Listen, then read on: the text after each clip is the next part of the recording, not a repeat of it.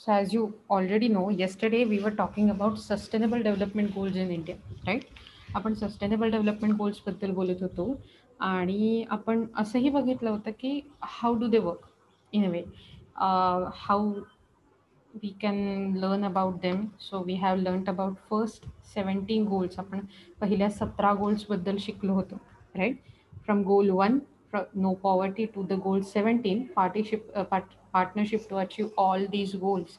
17 goals. So if you remember, India was one of the leading nation to acquire these goals.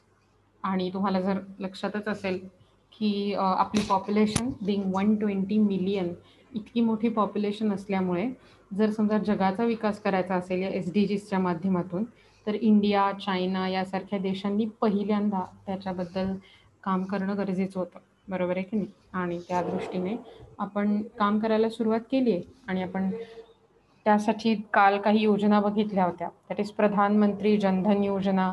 आपण बघितलं नीती आयोगाची स्थापना, that is national institution for transforming India, याची स्थापनाच मुळात जी झाली त्याच्यानंतर त्याच्याकडे 17 SDGs मधले 7 मेजर गोल घेऊन त्यांनी इम्प्लिमेंटेशन करायचं SDGsचं भारतात, अशी जबाबदारी देण्यात आली. आपण हेही बघितलं की स्वच्छ भारत अभियानमधून गव्हर्नमेंटने ओव्हरऑल पुढे पाऊल टाकलेलं आहे क्लीन इंडिया मूव्हमेंटसाठी, आणि स्किल डेव्हलपमेंट इंडिया अशा प्रकारची मूव्हमेंटही सुरू झाली. India's nationally determined contribution at the United Nations framework convention on climate change हे खूप मोठ्या प्रमाणावर what we can say flourished झालेलं आहे. So let's see first goal, that is SDG. Yeah, so is there anyone who would like to read the first paragraph?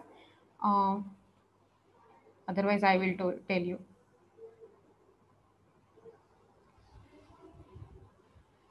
Yes. Okay, so Arbina, why don't you just read it? Read the first goal, first paragraph.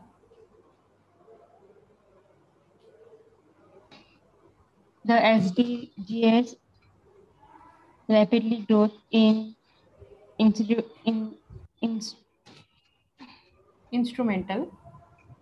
instrumental in removing poverty as it creates very paid jobs and also increase revenue for the government to finance social spending. To achieve sustained growth in India, reform measures like improved governance, controlling controlling inflation, targeting infrastructure development, controlling corruption, AADHAR, Aadhaar Act. Aadhaar Act, Insolvency Act, GST, liberal FDI, and much more have been initiated. हरकत नाही, but that was good attempt. Okay, so असा विचार करा की पहिलं goal काय होतं, तर to end poverty everywhere in any form, प्रत्येक फॉर्ममधली आणि प्रत्येक माणसाची पॉवर्टी म्हणजे गरिबी हटणं गरजेचं होतं आणि त्याच्यासाठी हे गोल होतं. भारताने त्याच्यासाठी रॅपिड ग्रोथ इन्स्ट्रुमेंट हे ॲप्लिकेबल केलेलं आहे आपल्याकडे. त्यासाठी काय करायला लागणार आहे त्यांना, तर जास्तीत जास्त लोकांना जॉब्स मिळायला पाहिजे आणि त्याच्या बरोबरीनं गव्हर्नमेंटचा रेव्हेन्यू पण वाढला पाहिजे. सो दॅट गव्हर्नमेंटचा रेव्हेन्यू वाढला, गव्हर्नमेंटचं इन्कम वाढलं की त्या इन्कमचा वापर करून गव्हर्नमेंट स्पेंड करेल आणि ते स्पेंड सोशल वेलफेअरसाठी केलं जाईल. बरोबर. हे करण्यासाठी वेगवेगळ्या प्रकारच्या रिफॉर्म्स योजना सुरू करण्यात आल्या. बहुत सारी योजनाएं शुरू हो गए. ओके, क्या क्या थी ये स्कीम्स? तो पहले तो इन्फ्लेशन कंट्रोल के लिए टारगेटिंग किया गया, इंफ्रास्ट्रक्चर डेवलपमेंट के लिए किया गया, फिर करप्शन कंट्रोल के लिए जैसे आधार एक्ट किया गया. मतलब हमारे सबके पास आधार है, आधार कार्ड्स रहते रहे, तो वो कार्ड हम एक UID मतलब यूनिक आइडेंटिफिकेशन कोड के साथ मिले हुए रहते हैं. अब ये आधार आपके पैन से कनेक्टेड है, अब ये आधार आपके बैंक से कनेक्टेड है, और हर एक चीज़ जो गवर्नमेंट ओरिएंटेड है उससे आधार लिंक होता है. इवन आपका सिम, अगर आप नया सिम खरीदने जाओ तो आपका आधार कार्ड कनेक्ट रहता है उससे, right. Then there is this insolvency act. Insolvency मतलब कोई भी बैंकक्रप्ट ना हो, या फिर हुआ तो कैसे टाइप का फ्रेमवर्क लेकर बैंक्रप्सी उसकी एक्सेप्ट करनी चाहिए, कैसे रिकवर करना चाहिए। देन देयर वाज new implementation of GST, goods end service tax, जिसमें पूरे देश में हर एक गुड पर एक कॉमन यूनिवर्सल टैक्स लगाया जाता है। देन लिबरल एफडीआय, मतलब फॉरेन डायरेक्ट इन्व्हेस्टमेंट, परदेश से विदेश से तिकडून जी इन्व्हेस्टमेंट येते त्याच्यावर कुठल्याही प्रकारची रोकटोक नाही आहे, it flows freely to our country. आणि असे खूप जास्त गोष्टी वेगवेगळ्या प्रकाराने सुरू करण्यात आल्या, सो दॅट लोकांना जास्त जॉब्स मिळतील आणि गव्हर्नमेंटचा पण रेव्हेन्यू आहे. In a fast growing like a 7.9% during 5 point sorry during financial year 2015 and 16 economy, we improved to 7.1. We were like maintaining that pace, and we have really improved a lot because we are maintaining this pace of economic growth. आपण economic ग्रोथची खूप जास्त पेस maintain करतो. 7.9% वरून we are maintaining that 7.1% during financial year 2016-17. आणि त्यासाठी वेगवेगळ्या गोष्टी to eradicate poverty, म्हणजे गरिबी पूर्णपणे घालवून टाकण्यासाठी करण्यात आल्या. पहिली त्यातली होती MNREGA, Mahatma Gandhi national rural employment guarantee act. It is the world's largest cash transfer program that has generated over 2 billion person days of employment during the last year. So, if uh, if I'm not wrong, what you have to do is, let's start doing this. मी ज्या ज्या योजना सांगते त्याची तुम्हाला एक list बनवायचे, आणि जसं मी तुम्हाला सांगते त्याच्या अकॉर्डिंगली त्याच्या पुढे त्याचे डिटेल बनवायचे. लाईक जर तुम्ही समजा लिहिलं असेल मनरेगा, तर मनरेगाच्या समोर लिहायचं आहे world's largest cash transfer programme, right. मनरेगाचा फुल फॉर्म लिहायचा आहे. Are you writing it with me? Yes, ma'am. Great. So मनरेगा लिहा. मी तुमचं सगळं पूर्ण गोलबद्दल समजावून झाल्यावर चेक करणार आहे. Okay. So it is MNREGA, Mahatma Gandhi national rural employment guarantee act. So याच्यात काय व्हायचं की लोकांना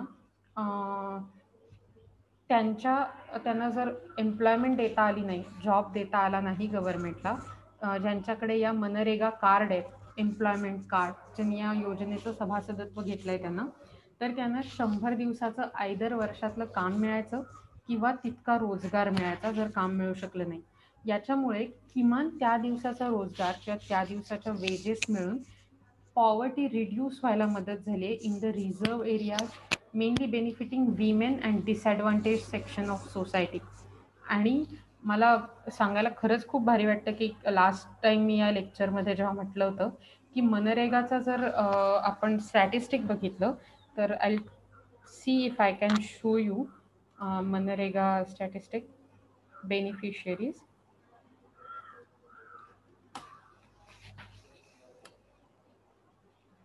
तर मनरेगाच्या खूप मोठ्या प्रमाणावर बेनिफिशरीज, म्हणजे खूप मोठ्या प्रमाणावर लोकांना फायदा झाला. ओके. आणि त्याच्यामुळे ओव्हरऑल या योजनेचं म्हणजे आत्ता असा विचार करा, लॉकडाऊनमध्ये खूप सारे लोक जिथे शहरात काम करत होते तिथून ते परत आले, बरोबर की नाही, आपापल्या गावांमध्ये परत आले. आणि तसं असताना गावामध्ये परत आल्यामुळे या लोकांना आता काम नाही आहे हातात काही, पण घर तर पोसायचं आहे, प्रत्येकालाच पोसायचं आहे स्वतःचं घर. मग काय करणार? तर अशावेळी मनरेगाचं कार्ड आपल्याकडे असेल तर आपल्याला गव्हर्नमेंट मदत करू शकतं. आणि त्या गावांमध्ये खूप छोटे छोटे प्रोजेक्ट चालू असतात, धरण बांधणं, तलाव बांधणं, पाझर तलाव बांधणं, बंधारे बांधणं, आणि या सगळ्या कामांमध्ये या लोकांची मदत होते. तुम्ही बघू शकता की it has generated over 2 billion person days of employment, म्हणजे 2 बिलियन लोकांना जवळजवळ वेजेस, रोजगार, मजुरी मिळवून देण्याचं काम लास्ट इयरमध्ये या प्रोग्रामने केलेलं आहे. Second that you must mention in your book is Deendayal Antyodaya Yojana. Deendayal Antyodaya योजनेमध्ये काय आहे? It is a national livelihood mission which provides skilled employment to marginalised communities. Marginalised communities म्हणजे ज्या बॅकवर्ड कम्युनिटीज आहेत त्यांना, म्हणून त्याला अंत्योदय असं म्हटलं आहे, बिकॉज बॅकवर्ड कम्युनिटीजना रोजगार, आणि तेही योग्य प्रकारे लाईव्हलीहूड, रोजगार, रोजचं काय म्हणू पोटापाण्याचा प्रश्न सुटवण्यासाठी जॉब आणि प्रोव्हाइड करण्याचं काम या योजनेमार्फत होतं. ही योजना आहे दीनदयाळ अंत्योदय योजना. 2 योजनांबद्दल सांगितलं आता मी तुम्हाला. मनरेगा, दीनदयाळ अंत्योदय योजना. तिसरी आहे प्रधानमंत्री जीवन ज्योती विमा योजना आणि प्रधानमंत्री सुरक्षा विमा योजना. सो या 2 योजना कशा होत्या जर तुम्हाला आठवत असेल तर जीवन ज्योती विमा आणि सुरक्षा विमा योजना तुम्हाला आठवड्याला महिन्याला ₹30, दिवसाला ₹1, महिन्याला ₹200 इतके कमी पैसे, इतकी कमी अमाऊंट बँकेत भरून या सुरक्षा योजनांचा फायदा घेता येत होता आणि त्यामुळे एक सर्टन पिरियड संपल्यावर या योजनेच्या शेवटी खूप मोठा बेनिफिट लाभार्थीला म्हणजे बेनिफिशरीला मिळणार होता. ह्यात ॲक्सिडेंटल इन्शुरन्स आहे, एक मेडिकल क्लेम आहे आणि एक LIC सारखी योजना आहे. So it provides access to life and accident insurance. जसं मी तुम्हाला म्हटलं, लाईफ इन्शुरन्स आणि accident insurance to 130 million subscribers for national annual premiums. म्हणजे जवळजवळ 130 मिलियन भारतीय लोकांना या योजनेतून फायदा झालेला आहे. प्रधानमंत्री जीवन ज्योती विमा योजना आणि प्रधानमंत्री सुरक्षा विमा योजना. मी तुम्हाला 4 योजना सांगितल्या आत्तापर्यंत. मनरेगा, दीनदयाळ अंत्योदय योजना, प्रधानमंत्री जीवन ज्योती विमा योजना आणि प्रधानमंत्री सुरक्षा विमा योजना. The Atal Pension Yojana and National Social Assistance Program provide pension to workers in organized sectors. That means widows, differently abled. That means ज्या लोकांना काहीतरी डिसेबिलिटी असते किंवा ज्या विधवा आहेत अशा अनऑर्गनाइज सेक्टरमधल्या वर्कर्सना पेन्शन प्रोव्हाइड करण्याचं काम हे अटल पेन्शन योजना आणि नॅशनल सोशल असिस्टन्स प्रोग्राम या 2 प्रकारांनी केलं जात आहे अजूनही. सो दॅट ते ज्या पॉवर्टी लेव्हलला जगण्याचा प्रयत्न करतायत, may be below poverty line, अतिशय मार्जिनलाइज्ड, ज्यांना डेली कॅलरी इंटेक जितकं हवं तितकं होत नाही आहे. सो अशा लोकांना कुठून ना कुठून हातभार लावण्यासाठी सरकारने या योजना सुरू केल्या आहेत. Okay, so again MNREGA, Deendayal Antyodaya Yojana, Pradhan Mantri Jeevan Jyoti विमा योजना, प्रधानमंत्री सुरक्षा विमा योजना, अटल पेन्शन योजना आणि नॅशनल सोशल असिस्टन्स प्रोग्राम. यानंतर एक येतं ते national mission on education which focuses on providing universal access to the quality primary education. The Right to Education Act provided legal framework for providing free and compulsory education between the years 6 to 14 to a particular children. म्हणजे याच्यानंतर जेव्हा education सेक्टरचा आपण विचार करतो तेव्हा education सेक्टरमध्ये right to एज्युकेशनच्या माध्यमातून सर्व शिक्षा अभियान आणि अशा वेगवेगळ्या गोष्टींच्या माध्यमातून 6 ते 14 वर्षांच्या मध्ये असणाऱ्या मुलांना फ्री म्हणजे मोफत पण कंपल्सरी म्हणजे अतिशय नक्की द्यायलाच पाहिजे असं कंपल्सरी एज्युकेशन देणं गरजेचं असतं आणि ते दिलं तर चांगलंच आहे पण नाही दिलं तर शिक्षा होते. Okay, then similarly there is this national health mission and Integrated Child Development Services ICDS were targeted to provide access to primary health care and nutrition to the citizen. असा विचार करा, नॅशनल हेल्थ मिशनच्या बाबतीत तर आपण already last लेसनमध्ये बघितलंय, पण integrated child development services काय तर जेव्हा तुमच्याकडे आशा सेविका असतात म्हणजे अंगणवाडी सेविका ज्याला म्हटलं जातं त्या असं म्हणू की ज्या मार्जिनलाइज्ड प्रेग्नंट वुमन आहेत त्यांना म्हणजे ज्यांची खूप काळजी घेतली जात नाहीये घरी, ज्या गरीब आहेत त्यांना योग्य प्रकारचं पोषण देणं आणि जेव्हा बाळ जन्माला येईल तेव्हा बाळ जन्माला आल्यावरती त्याला योग्य प्रकारचं पोषण देऊन माल न्यूट्रिशन कमी करणं. ह्या सगळ्या गोष्टी तुम्ही बघितलाय खाली काय दिलंय की त्या चिल्ड्रनना, इन्फंट्सना आणि त्यांच्या मदर्सना, त्यांच्या आयांना प्रायमरी हेल्थ केअर आणि न्यूट्रिशन प्रोव्हाइड करण्याचं काम through national health mission and integrated child development service that is ICDS या प्रोग्राममधून करण्यात येतं. सो आत्तापर्यंत आपण 5 गोष्टी बघितल्या. ओपन करा बरं तुमचे कॅमेरा आणि मला दाखवा.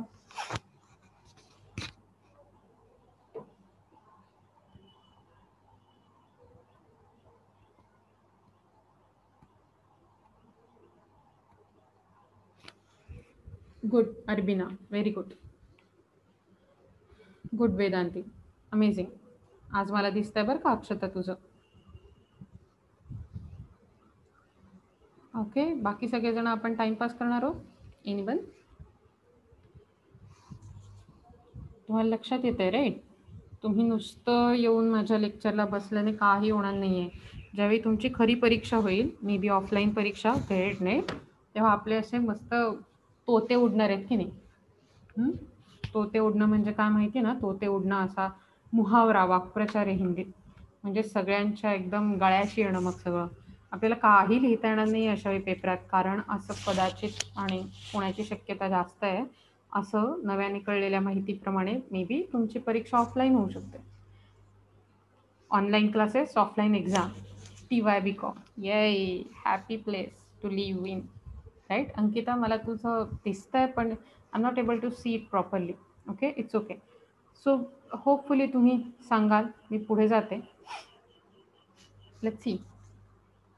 There is this sixth yojana, we can say, is another step towards eliminating poverty in all forms everywhere, is to ensure housing for all by 2022.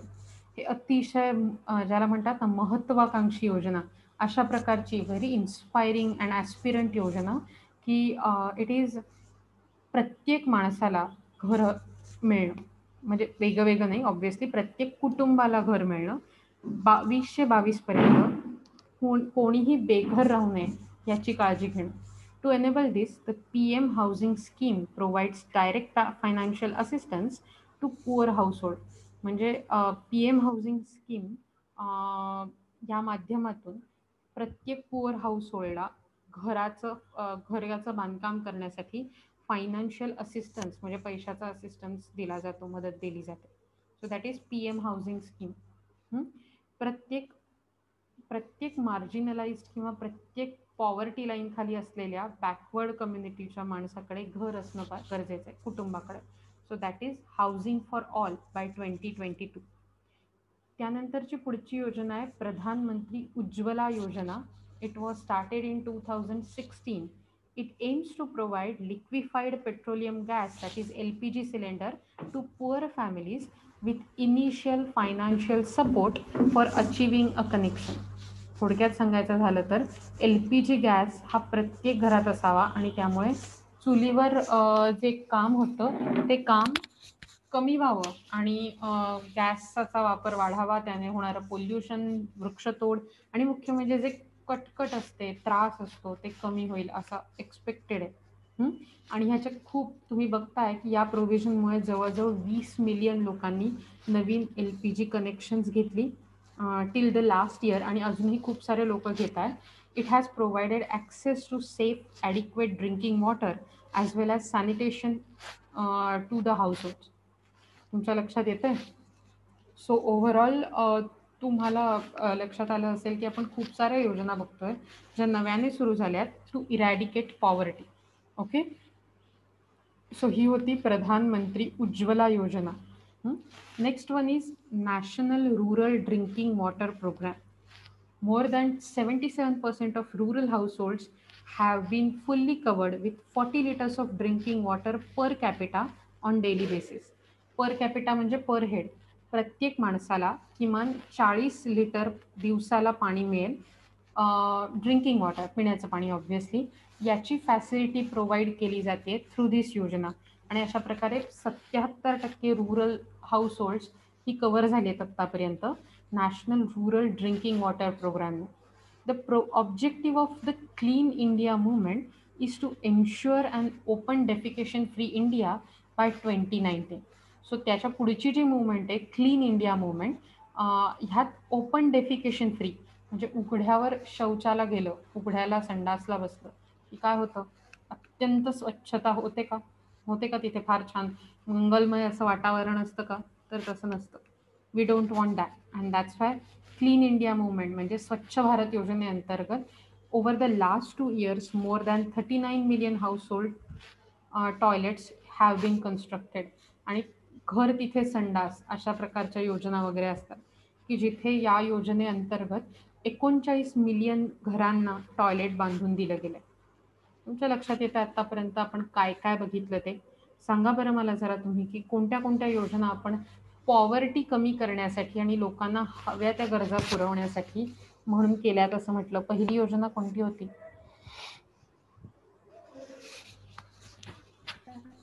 MNREGA. Correct, MNREGA. दुसरी कोणती होती? दीनदयाळ अंत्योदय योजना. Very good. Third one? प्रधानमंत्री जीवन ज्योती बीमा योजना, प्रधानमंत्री व्हेरी गुड. त्याच्या पुढची एक पेन्शन योजना होती आणि ती कोणती होती?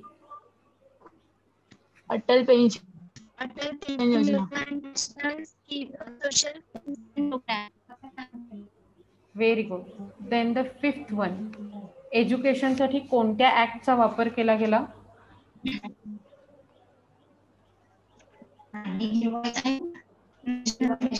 Right to education act. Very good.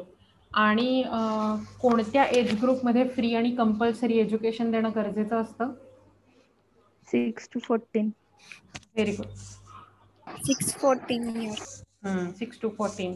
So असा विचार करा, हेल्थसाठी कोणती 2 मिशन किंवा कोणते 2 सर्व्हिसेस स्कीम्स प्रोव्हाइड करण्यात आला?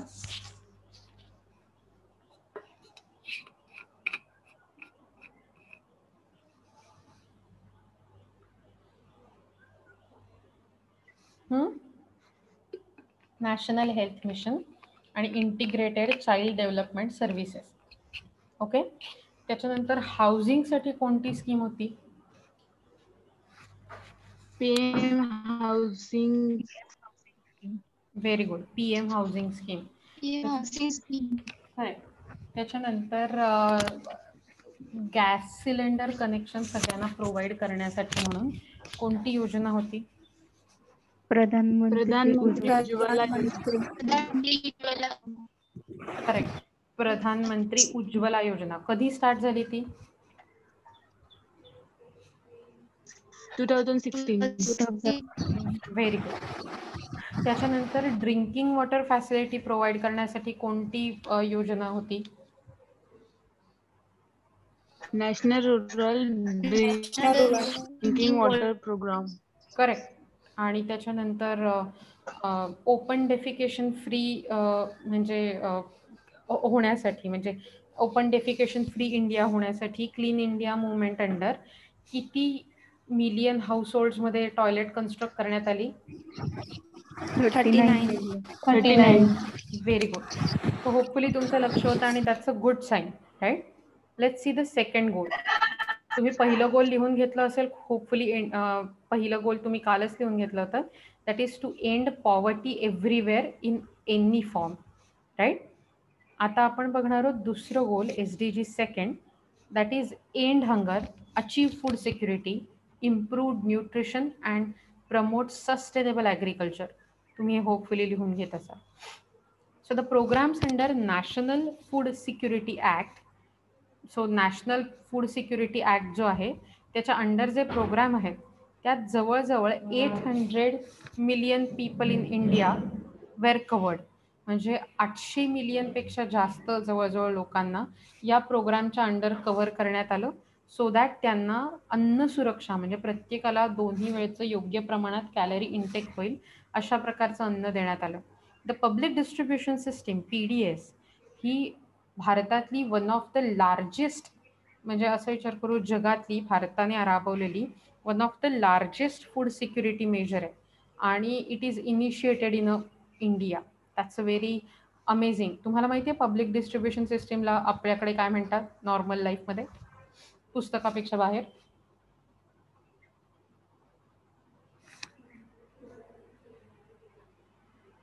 जिन्नस म्हणता ना, रेशनचं दुकान जिन्नस. त्यालाच पब्लिक डिस्ट्रीब्युशन सिस्टीम असं म्हटलं जातं. Okay. The government has chosen to issue ration cards in the names of senior most female member in the household. So गव्हर्नमेंटने फिमेल एम्पॉवरमेंट आणि ओव्हरऑल घराची हेड म्हणून त्यातल्या सगळ्यात मोठ्या स्त्रीचं घरातल्या नाव हेड ऑफ द हाऊसहोल्ड म्हणून त्या रेशन कार्डवर टाकलंय. ICDS and mid day meal program to are initiatives in this direction. So ICDS तर मी तुम्हाला सांगितलं न्यूट्रिशनसाठीच प्रोग्राम आहे. आणि मिड डे मील स्कीम म्हणजे पोषण आहार जो आपल्या शाळांमध्ये मिळतो तो, त्याच्यामधून पण हे गोल अचीव करण्याचा म्हणजे नॅशनल फूड सिक्युरिटी ॲक्टमध्ये सगळ्यांना हंगर एंड करून फूड सिक्युरिटी अचीव करण्याचा प्रयत्न केला जातो. Mid day meal programme provides nutritional cooked meals to 100 million children in a primary school. So mid day meal स्कीमचा म्हणजे पोषण आहाराचा वापर करून दर दिवसाला 100 मिलियन मुलांना प्राथमिक शाळांमध्ये खाणं दिलं जातं. Secondly, government reforms like digitization of ration cards, leveraging Aadhaar for authentic delivery of benefits, and online grievance redressal mechanism are steps towards achieving food recently. असा विचार करा की गव्हर्नमेंटचे रिफॉर्म ज्या झाल्या आहेत त्यातून आपण डिजिटायझेशन केलं आहे, म्हणजे खूप साऱ्या गोष्टी ऑनलाईन व्हायला लागल्यात आता. सो रेशन कार्ड मिळवण्यासाठी आधार कार्डचा वापर करून एकमेकांना लिंक करून त्याचे बेनिफिट्स मिळवणं, डायरेक्ट ट्रान्सफर्स ऑफ कॅश म्हणजे जी आपली तक्रार असेल, आपल्याला जे कॅश बेनिफिट मिळणार असतील त्याचं डायरेक्ट ट्रान्सफर करणं, या सगळ्या गोष्टींमुळे काय झालं आहे की फूड सिक्युरिटी ही मोठ्या प्रमाणावर अचीव करायला मदत झाली. डेफिनेटली खूप काही करायचं आहे, पण आपण त्या रस्त्यावर. The National Mission on a Sustainable Agriculture along with the stakeholder is implementing climate change adaptation strategies for sustainable agricultural productivity. Sustainable याचा अर्थच मुळात लक्षात घ्या. जे आज माझ्या पिढीला मिळतं आहे ते उद्याच्या पिढीलाही मिळालं पाहिजे, त्याच्या पुढच्याही पिढीला मिळालं पाहिजे. आपण आज आहोत त्याच्यापेक्षा बेटर ऑफ झालो तर चालू, म्हणजे सुधारलो तर चालू, पण वर्स ऑफ म्हणजे म्हणजे काय म्हणू, कमी प्रतीचं नाही जगलं पाहिजे.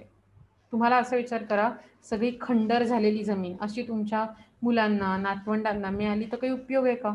नाही. तसं आपल्या मुलांना नातवंडांना मिळून काही उपयोग नाही, बरोबर आहे की नाही? आणि म्हणून ॲग्रिकल्चर, शेती जी सगळ्यात जास्त जमिनीच्या कसावर, निसर्ग आणि ह्या सगळ्यावरच अवलंबून असते, त्याचं सस्टेनेबिलिटी वाढवणं म्हणजे ती लाँग टर्ममध्ये कशी वापरता येईल. कारण तुम्ही जर बघितलं असेल, सतत जमिनीतून पिकं काढून तिचा कस कमी होतो. The fertility of that soil is damaged. मग अशावेळी योग्य प्रकारे पिकं बदलून आणि वेगवेगळ्या प्रकारे शास्त्रीय सल्ला घेऊन कशा प्रकारे ॲग्रिकल्चर सस्टेनेबल बनवता येईल याच्यासाठी national mission on sustainable agriculture हे सुरू केलेलं आहे. When there is a comprehensive plan is being implemented for doubling farmers' income by 2022. It includes expecting tenancy reform, crop diversification, expanding micro irrigation म्हणजे असा विचार करा की सिंचन, पाण्याचं जलसिंचन, त्याच्या बरोबरीने नवीन शेतीच्या स्ट्रॅटेजी, क्रॉप डायव्हर्सिफिकेशन म्हणजे पीक पालटणी, ओके, आणि टेनन्सी रिफॉर्म म्हणजे जे टेनन्सी म्हणजे तुम्ही जे रेंटवर घेता ते, सो भाडे करारात बदल करून घेणं. सो ह्या सगळ्या गोष्टींच्या माध्यमातून आपण कसं काय सस्टेनेबल ॲग्रिकल्चर करू शकू आणि त्यातून आपल्या फार्मर्सचं इन्कम कसं डबल होईल बाय द 2022 हे बघण्याचं ठरवलेलं आहे. Okay. Then there is digitization of agricultural marketing and प्रधानमंत्री फसल बीमा योजना. It has also been launched. Okay. So कुठल्या 2 योजना म्हटलं मी तुम्हाला? डिजिटायझेशन ऑफ ॲग्रिकल्चर मार्केटिंग म्हणजे आता शेतकऱ्याला त्याच्यासाठी मार्केट शोधायला लागत नाही, तर एका ॲपवरती त्याला कळतं की त्याचं जे पीक आहे ते कुठल्या मार्केटमध्ये विकलं जाईल, त्याचा आजचा भाव काय आहे, देशातल्या कुठल्याही मंडीमध्ये, मंडी म्हणजे ज्याला आपण मंडई म्हणतो मराठीत, कुठल्या मार्केटमध्ये किती भावाने त्याचं पीक विकलं जाऊ शकतं याविषयी तो डिसिजन घेऊ शकतो. याच्या बरोबरीने प्रधानमंत्री फसल बीमा योजना म्हणजे फसल म्हणजे धान्य, सो शेतीचा जो इन्शुरन्स योजना आहे ती इथे दिसून येते. सो तुम्ही जर बघितलं तर आपण ओव्हरऑल भूक मिटवण्यासाठी आणि फूड सिक्युरिटी अचीव करण्यासाठी वेगवेगळ्या प्रकारच्या योजना पाहतोय ज्या गव्हर्नमेंटने सुरू केल्या. सो कोणता मी सांगितलं उत्तर, पण तरी नॅशनल फूड सिक्युरिटी ॲक्ट हा लागू करण्यात आला फूड सिक्युरिटीसाठी, आणि किती लोकांना त्याचा फायदा झाला? किंवा गेल्या वर्षी झाला असं आपण म्हणू. 100 billion. Very good. 800 मिलियन. कोणत्या सिस्टीमने फूड सिक्युरिटी डिस्ट्रीब्युशन करता येतं किंवा फूड डिस्ट्रीब्युशन करून फूड सिक्युरिटी अचीव करता येते? Public distribution system. Public distribution system. Very good. Public distribution system. Next is मला सांगा की कोणता प्रोग्राम असा आहे ज्याचा वापर करून 100 मिलियन चिल्ड्रनना प्रायमरी स्कूलमध्ये पोषण आहार देण्यात आला, त्यांचं न्यूट्रिशन प्रोव्हाइड करण्यात Day आलं? meal program. Midday meal program. ICDS and midday meal program. Very good. ICDSला नगरसेविका काय म्हणते मी, आशा सेविकांनी बाळांसाठी केलेलं आणि प्रेग्नंट लेडीजसाठी केलेलं असतो जे काम न्यूट्रिशनचं ते ICDS मध्ये होतं. ओके. देन देअर इज कोणत्या प्रकारचं ॲग्रिकल्चर आहे जे अतिशय गरजेचं आहे आपल्याला नवीन सस्टेनेबल इम्प्रूव्हमेंट आणि डेव्हलपमेंटसाठी? National Mission. सस्टेनेबल ॲग्रिकल्चर गरजेचं आहे आणि त्या सस्टेनेबल ॲग्रिकल्चरसाठी कोणतं मिशन देशात सुरू आहे?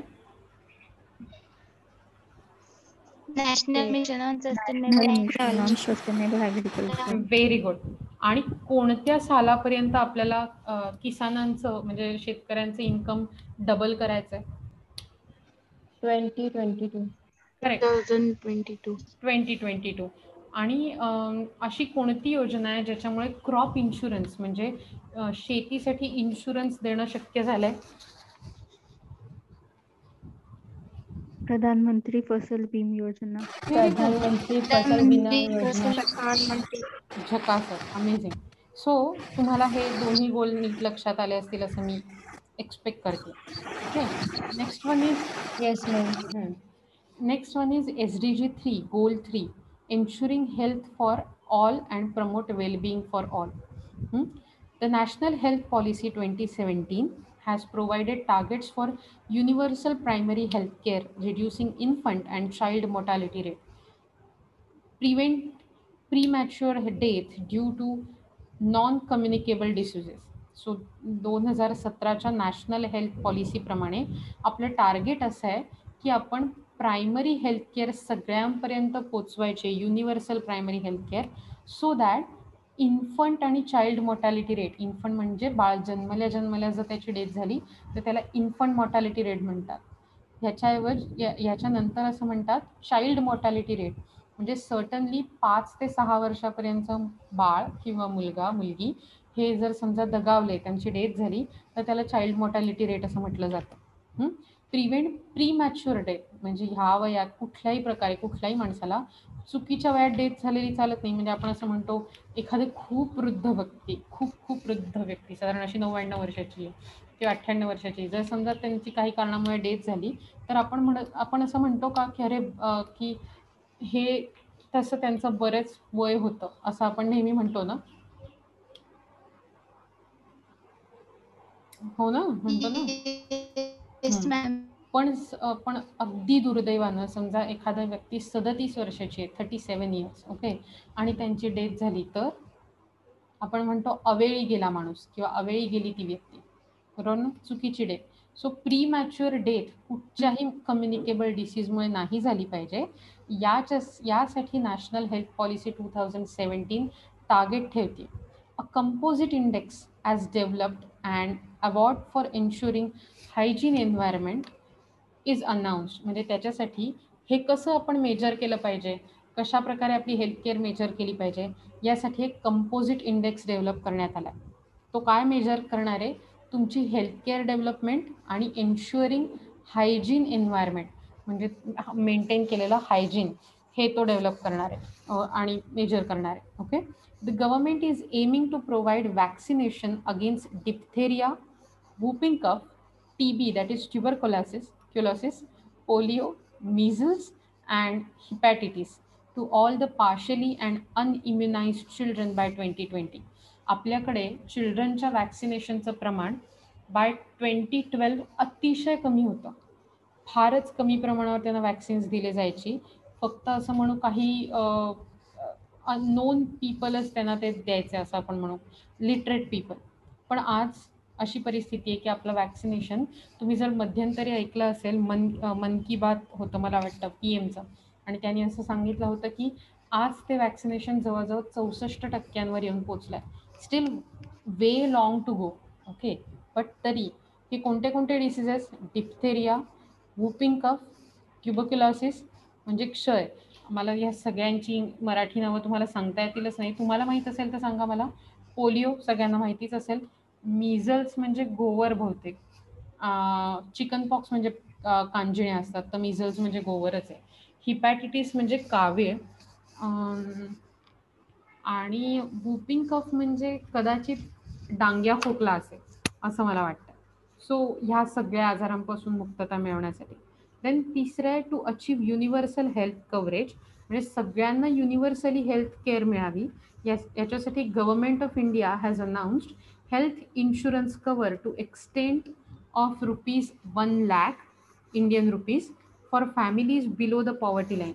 म्हणजे जे गरिबीच्या रेषेखाली, दारिद्र्य रेषेखाली असणारे लोक आहेत, त्यांच्यासाठी गव्हर्नमेंट ऑफ इंडियाने 1,00,000पर्यंत युनिव्हर्सल इन्शुरन्स कव्हर ऑफर केलेलं आहे.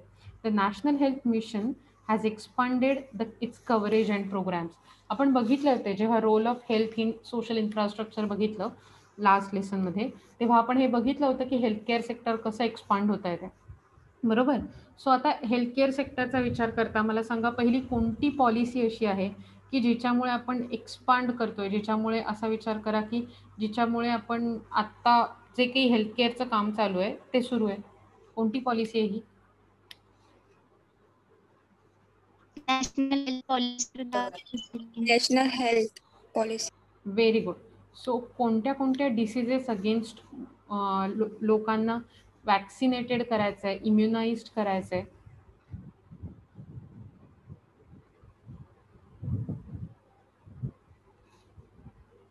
Diphtheria, TB, polio, TB, polio, measles, hepatitis. Very good. Whooping cough. Whooping cough. म्हणायला शब्द भारी आहे ना, वूपिंग. वूपिंग थोडा आणखीन जोरात म्हणलं तर कुत्रा ओरडतो असंच वाटेल. सो बी वेअर. लोकांना वाटेल तुम्ही छोट्या कुत्र्याचं पिल्लू बिल्लू पाळायला आणलंय का काय. सो नेक्स्टली तुम्ही मला आणखीन सांगा की गव्हर्नमेंट ऑफ इंडियाकडून असं कोणतं इन्शुरन्स कवर, किती रुपयांचं इन्शुरन्स कवर पॉवर्टी लाईन खालच्या लोकांना दिलं गेलं आहे युनिव्हर्सल हेल्थ कव्हरेजसाठी? किती रुपयांचं येते? 1,00,000. 1,00,000चं. बरोबर. 1,00,000. Very good. सो याच्यानंतर कोणत्या मिशनद्वारे हेल्थ केअर कव्हरेज आणि प्रोग्राम्स एक्सपांड झाले? National health. Prakash. So hopefully आपली ही तोंडी परीक्षा चांगल्या प्रकारे चालली असं मला वाटतंय, पण आपला वेळ संपलाय. सो उद्या आपण 5वं आणि 4थं गोल जे आहे जेंडर इक्वॅलिटी आणि women empowerment and girl empowerment or empowerment of women and girl ते बघणार आहोत. So will see you tomorrow, right? तुमची नावं आणि नंबर इकडे टाका म्हणजे तुमची अटेंडन्स लागेल. मी व्हिडिओ जेव्हा टाकेन तेव्हा तिथेही खाली नावं नंबर टाकायला विसरू नका. तुमच्या मित्रमैत्रिणींना सांगायला विसरू नका परीक्षेबद्दल आज मी तुम्हाला जे काही सांगितलं ते. बी वेअर.